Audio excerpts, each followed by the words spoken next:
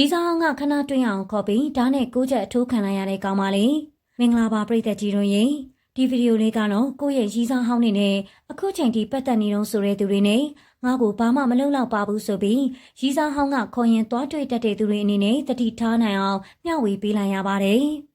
အခုဗီဒီယိုလေးကမင်းကလေးကရီစာဟောင်းကခဏတွေ့ချင်လို့ဆိုပြီးခေါ်တာကိုသွားတွေ့မိလို့အသက်ဘေးကတီတီလေးလွတ်ခဲ့ရတာပဲဖြစ်ပါတယ်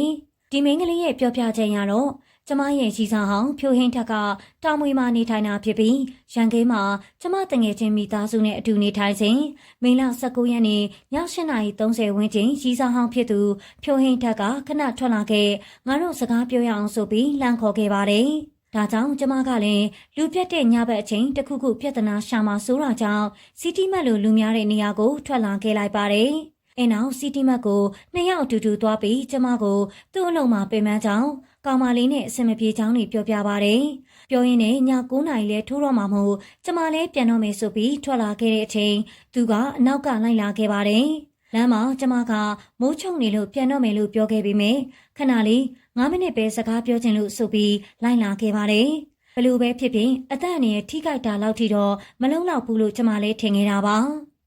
ရန်ကင်းကကျမလက်ရှိနေထိုင်နေတငယ်ချင်းအိမ်ရှိတဲ့ရက်ကွက်ကလုံကြီးအိမ်ခြံဝင်းနေနဲ့လူလဲတိတ်ပြီးလမ်းမှာလူပြတ်တာမို့မမောင်ခင်ကျမလေးအိမ်မြန်ပြန်မှုပဲစိတ်လောနေခဲ့ပါတယ်။အဲကနေလူပြတ်တဲ့လမ်းကြားလေးနားရောက်တော့ဒီနေရာလူပြတ်လာပါညာမေးပြီးကျမကိုအနောက်ကနေဖက်ပြီးဓာတ်နဲ့စာပြီးထိုးပါတယ်။ကျမကိုမအော်နိုင်အောင်ပါဇက်ကိုပိတ်ပြီးကုန်လုပ်ခဲ့တာပါ။ကျမလည်းဇက်တိုက်ထိုးခံထားရတာကြောင့်မျက်လုံးတွေပြပြီးလမ်းကြားပြီးနံရံကက်လိုက်ပြီးထိုင်ချလိုက်ပါတယ်။ပြီးတော့သူကကျမကိုဇက်တိုက်ချင်းချောက်ပြီးလေပင်ကိုလည်းရွှေပါတယ်။နောက်ပြီးဖုန်းက flashlight ကိုလည်းတွေ့ခဲ့တာမို့ recording လုပ်နေတာလားပါလာတော့သိချမသိခဲ့ပါဘူး။ကျမဘက်ကအချိန်ချင်းတောင်းပန်ခဲ့တဲ့အချိန်မှာသူကနားမထောင်မဲဓာတ်ကိုတစ်ချက်ပေးချပြီးဖုန်းကင်နေတဲ့အချိန်အလင်းမှာကျမကဓာတ်ကိုလူပြီးတစ်ဖက်ကိုလွှင့်ပြလိုက်ပါတယ်။သူကကြောက်သွားတဲ့ဓာတ်ကိုပြန်ကောက်နေတဲ့အချိန်မှာကျမကတတိပြန်ကပ်ပြီးဘေးနားကျနေတဲ့ကျမဖုန်းကိုအမြန်ကောက်ကင်ပြီးထပြေးတော့တာပဲ။ကျမနေတဲ့အိမ်ချံဝင်းတကားကိုတငယ်ချင်းကဖွင့်ထားတာကြောင့်ကန်ကောင်းစွာနဲ့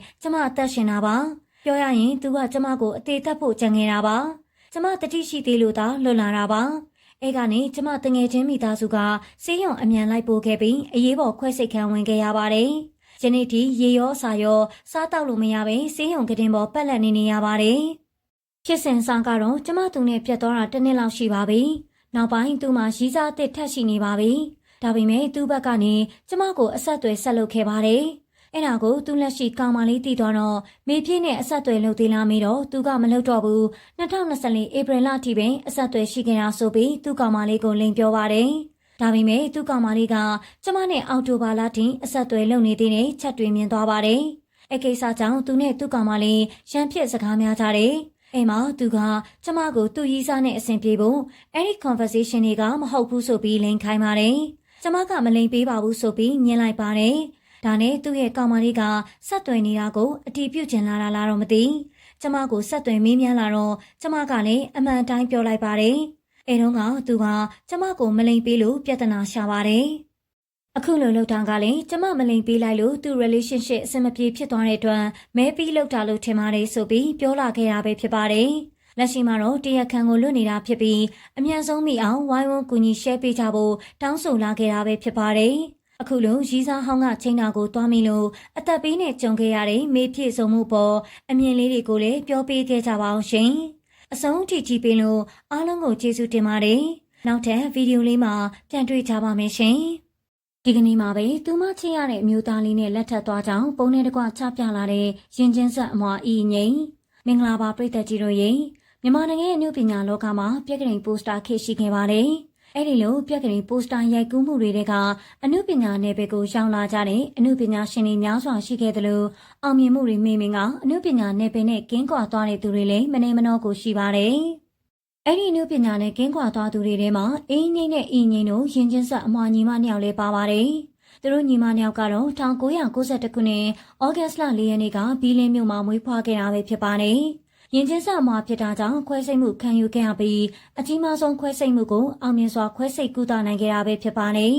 ရင်ချင်းဆက်အမွားကိုမြန်မာနိုင်ငံမှာပထမဆုံးခွဲစိတ်မှုအောင်မြင်သွားခဲ့ပြီးတဲ့နောက်ပိုင်းမှာတော့လူတွေရဲ့စိတ်ဝင်စားခြင်းကိုလည်းခံလာခဲ့ရတာဖြစ်ပြီးအဲဒီကနေတဆင့်မူလာတဲ့အရွယ်မှာတင်ပြက်ကလေးပိုစတာတွေရိုက်ကူးခဲ့ရပြီးလူသိများလာခဲ့တာပဲဖြစ်ပါတယ်။အဲဒီကနေတဆင့်ဇာတ်ကားတွေထဲမှာပါဝင်သရုပ်ဆောင်လာခဲ့ရပြီးပိုစတာတချို့နဲ့ဇာတ်တချို့မှာပါသရုပ်ဆောင်ရင်လူချစ်လူခင်ပေါ်များလာခဲ့ပါတယ်။အဲဒီကနေနောက်ပိုင်းမှာတော့အကြောင်းတွေကြောင့်အနုပညာနယ်ပယ်ကနေအလံဝေးကွာသွားခဲ့ကြပါတယ်။အခုချိန်မှာတော့အရွယ်တစ်ခုကိုရောက်လာခဲ့ကြပြီဖြစ်တဲ့ရင်ချင်းဆက်အမွှာညီမနှစ်ယောက်ကတော့အသက်30ကျော်အရွယ်ကိုရောက်လာခဲ့ကြပြီးအိမ်အောင်ပြုရမယ့်အရွယ်ကိုကျော်လာခဲ့တာကြောင့်အားလုံးကညီမနှစ်ယောက်လုံးအိမ်အောင်မပြုကြတော့ဘူးလားလို့ထင်ထားခဲ့ကြပေမဲ့လေ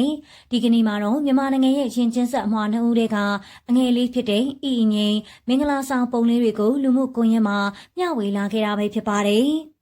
အေးငိမ့်နဲ့အီငိမ့်တို့ဟာရင်ချင်းဆက်အမွှာတွေထဲမှာနှုတ်စလုံးကျမ်းမာစွာရှိနေခဲ့ကြတဲ့ပြည်သူ့အချစ်တော်လေးတွေပါ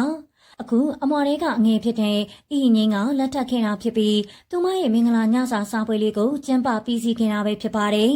ပြက်ကလေးနေရဲ့အထက်မှာတစ်ချိန်ကနေရာယူခဲ့တဲ့မြန်မာနိုင်ငံရဲ့ဒုတိယရင်ချင်းဆက်အမွှာနှုတ်ဖြစ်တဲ့အီငိမ့်တို့ညီမကိုတော့60ခုနှစ်ဖွားရီအနေနဲ့ရင်းနှီးပြီးသားဖြစ်မှာပါ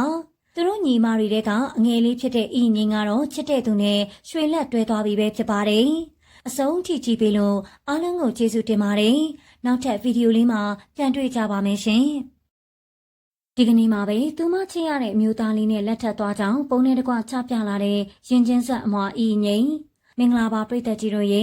မြန်မာနိုင်ငံရဲ့အနုပညာလောကမှာပြက်ကလေးပိုစတာခေတ်ရှိခဲ့ပါတယ်။အဲ့ဒီလိုပြက်ကလေးပိုစတာရိုက်ကူးမှုတွေကအနုပညာနယ်ပယ်ကိုရောက်လာကြတဲ့အနုပညာရှင်တွေများစွာရှိခဲ့တယ်လို့အောင်မြင်မှုတွေမိမင်ကအနုပညာနယ်ပယ်နဲ့ကင်းကွာသွားတဲ့သူတွေလည်းမနေမနှောကိုရှိပါတယ်။အဲ့ဒီအနုပညာနဲ့ကင်းကွာသွားသူတွေထဲမှာအင်းငိမ့်နဲ့အီငိမ့်တို့ရင်ချင်းဆက်အမွှာညီမနှစ်ယောက်လည်းပါပါတယ်။သူတို့ညီမနှစ်ယောက်ကတော့1992ခုနှစ်ဩဂတ်စ်လ4ရက်နေ့ကဘီလင်းမြို့မှာမွေးဖွားခဲ့တာပဲဖြစ်ပါတယ်။ရင်ချင်းဆက်အမွှာဖြစ်တာကြောင့်ခွဲစိတ်မှုခံယူခဲ့ရပြီးအကြီးမားဆုံးခွဲစိတ်မှုကိုအောင်မြင်စွာခွဲစိတ်ကုသနိုင်ခဲ့တာပဲဖြစ်ပါတယ်။ရင်ချင်းဆက်အမွှာကိုမြန်မာနိုင်ငံမှာပထမဆုံးခွဲစိတ်မှုအောင်မြင်သွားခဲ့ပြီးတဲ့နောက်ပိုင်းမှာတော့လူတွေရဲ့စိတ်ဝင်စားခြင်းကိုလည်းခံလာခဲ့ရတာဖြစ်ပြီးအဲဒီကနေတဆင့်မူလာတဲ့အရွယ်မှာတင်ပြက်ကလေးပိုစတာတွေရိုက်ကူးခဲ့ရပြီးလူသိများလာခဲ့တာပဲဖြစ်ပါတယ်။အဲဒီကနေတဆင့်ဇာတ်ကားတွေထဲမှာပါဝင်သရုပ်ဆောင်လာခဲ့ရပြီးပိုစတာတချို့နဲ့ဇာတ်တချို့မှာပါသရုပ်ဆောင်ရင်လူချစ်လူခင်ပေါ်များလာခဲ့ပါတယ်။အဲဒီကနေနောက်ပိုင်းမှာတော့အကြောင်းတွေကြောင့်အနုပညာနယ်ပယ်ကနေအလံဝေးကွာသွားခဲ့ကြပါတယ်။အခုချိန်မှာတော့အရွယ်တစ်ခုကိုရောက်လာခဲ့ကြပြီဖြစ်တဲ့ရင်ချင်းဆက်အမွှာညီမနှစ်ယောက်ကတော့အသက်30ကျော်အရွယ်ကိုရောက်လာခဲ့ကြပြီးအိမ်အောင်ပြုရမယ့်အရွယ်ကိုကျော်လာခဲ့တာကြောင့်အားလုံးကညီမနှစ်ယောက်လုံးအိမ်အောင်မပြုကြတော့ဘူးလားလို့ထင်ထားခဲ့ကြပေမဲ့လေဒီကနေ့မှာတော့မြန်မာနိုင်ငံရဲ့ရင်ချင်းဆက်အမွှာနှစ်ဦးတည်းကအငယ်လေးဖြစ်တဲ့အီငိမ့်မင်္ဂလာဆောင်ပုံလေးတွေကိုလူမှုကွန်ရက်မှာမျှဝေလာခဲ့တာပဲဖြစ်ပါတယ်။အေးငိမ့်နဲ့အီငိမ့်တို့ဟာရင်ချင်းဆက်အမွှာတွေထဲမှာနှုတ်စလုံးကျမ်းမာစွာရှိနေခဲ့ကြတဲ့ပြည်သူ့အချစ်တော်လေးတွေပါအခုအမွှာတွေကအငယ်ဖြစ်တဲ့အီငိမ့်ကလက်ထပ်ခဲ့တာဖြစ်ပြီးသူမရဲ့မင်္ဂလာညစာစားပွဲလေးကိုကျင်းပပြီးစီးခဲ့တာပဲဖြစ်ပါတယ်ပြက်ကလေးနေရဲ့အထက်မှာတစ်ချိန်ကနေရာယူခဲ့တဲ့မြန်မာနိုင်ငံရဲ့ဒုတိယရင်ချင်းဆက်အမွှာနှုတ်ဖြစ်တဲ့အီငိမ့်တို့ညီမကိုတော့60ခုနှစ်ဖွားရီအနေနဲ့ရင်းနှီးပြီးသားဖြစ်မှာပါသူတို့ညီမတွေကအငယ်လေးဖြစ်တဲ့အီငိမ့်ကတော့ချစ်တဲ့သူနဲ့ရွှေလက်တွဲသွားပြီပဲဖြစ်ပါတယ်။အဆုံးထိကြည့်ပေးလို့အားလုံးကိုကျေးဇူးတင်ပါတယ်။နောက်ထပ်ဗီဒီယိုလေးမှာပြန်တွေ့ကြပါမယ်ရှင်။